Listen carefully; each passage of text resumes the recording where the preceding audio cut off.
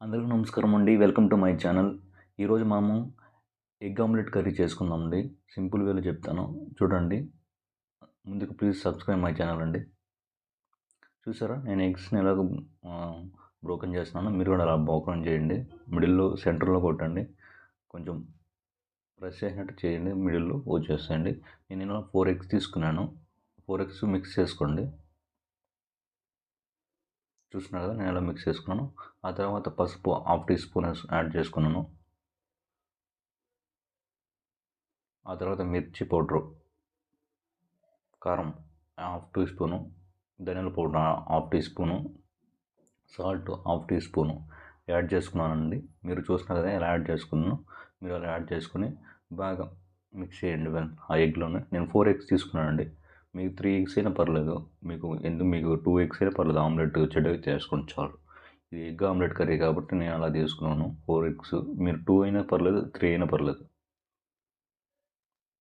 చూస్తున్నారు కదా నేను 3 టేబుల్ ఆయిల్ తీసుకున్నాను.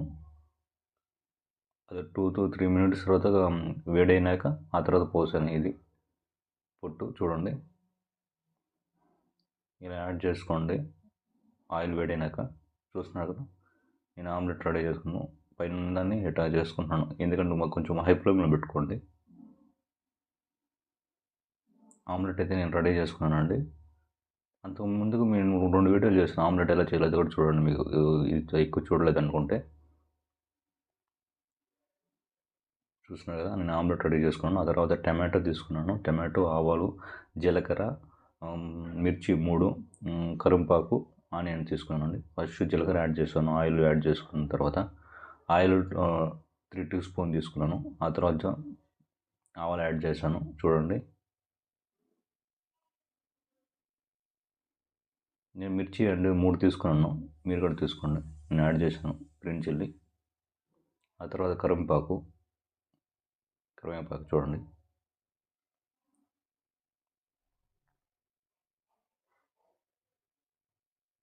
ఆ తర్వాత ఆనియన్స్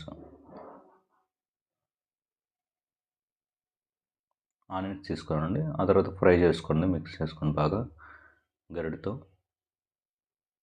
ఒక 3 to 4 మినిట్స్ వరకు బాగా గరిటెతో మిక్స్ చేసుకోండి మీడియం ఫ్లేమ్లో పెట్టుకొని. ఆ తర్వాత టమాటా తీసుకోనండి. నేను మీడియం సైజులో ఉన్నట్టు 2 తీసుకున్న పెద్దవి. మీరు కూడా తీసుకోండి. చూస్తున్నారుగా నేను మిక్స్ ఎలా చేస్తాను.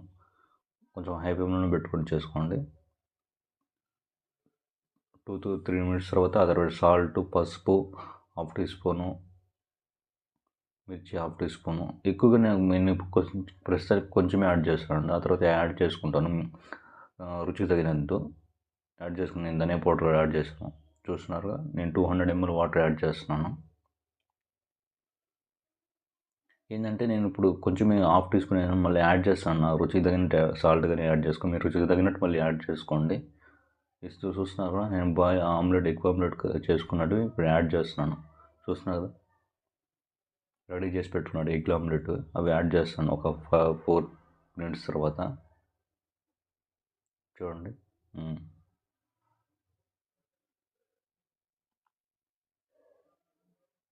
చూస్తున్నా కానీ లాస్ట్లో ఒక 2 మినిట్స్ ముందుగా నేను గరం మసాలా యాడ్ చేసుకుంటున్నాను అండి. చూస్తున్నా కదా ఇలా వచ్చింది కర్రీ. మీరు ఎగ్ ఆమ్లెట్ అనేది ఒక 3 మినిట్స్ ముందే యాడ్ చేసుకోండి ఎగ్ ఆమ్లెట్. అప్పుడు బాగుంటుంది కర్రీ. అంతేనండి రెడీ అయిపోయింది ఎగ్ ఆమ్లెట్ కర్రీ. సింపుల్ వేలో డెలిషియస్గా ఉంటుందండి. నాకైతే భలే వచ్చింది.